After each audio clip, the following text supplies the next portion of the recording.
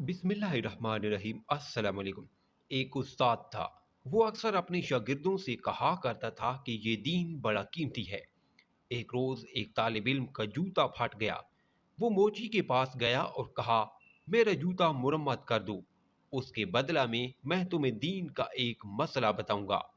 मोची ने कहा, अपना मसला रख अपने पास, मुझे पैसे दे। तालिब इल्म ने कहा, मेरे पास पैसे तो नहीं है। मोची किसी सूरत ना माना और बगैर पैसे के जूता मुरम्मत ना किया। तालिब इल्म अपने उस्ताद के पास गया और सारा वाकया सुनाकर कहा, लोगों के नज़दीक दीन की कीमत कुछ भी नहीं। उस्ताद भी अक्लमंद थे। तालिब इल्म से कहा, अच्छा, तुम ऐसा करो, मैं तुम्हें एक मोती देता हूँ, तुम सब्जी मंडी जाकर इसकी कीमत मालूम करो। वो तालिब इल्म मोती लेकर सब्जी मंडी पहुंचा और एक सब्जी फरोश से कहा, इस मोती की कीमत लगाओ। उसने कहा कि तुम इसके बदले यहाँ से 2-3 लीमू उठा लो, उस मोती से मेरे बच्चे खेलेंगे। वो बच्चा उस्ताद के पास आया और कहा, इस मोती की कीमत 2 या 3 लीमू है। उस्ताद ने कहा, अच्छा, अब तुम इसकी कीमत सुनार से मालूम करो।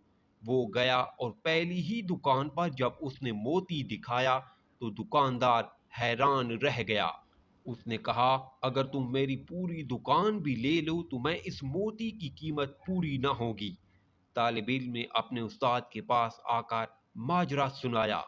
उस्ताद ने कहा, बच्चे, हर चीज की कीमत उसकी मंडी में लगती है, दीन की कीमत अल्लाह की मंडी में लगती है। इस कीमत को अहले इल्म ही समझते हैं, जाहिल क्या जाने दीन की कीमत को।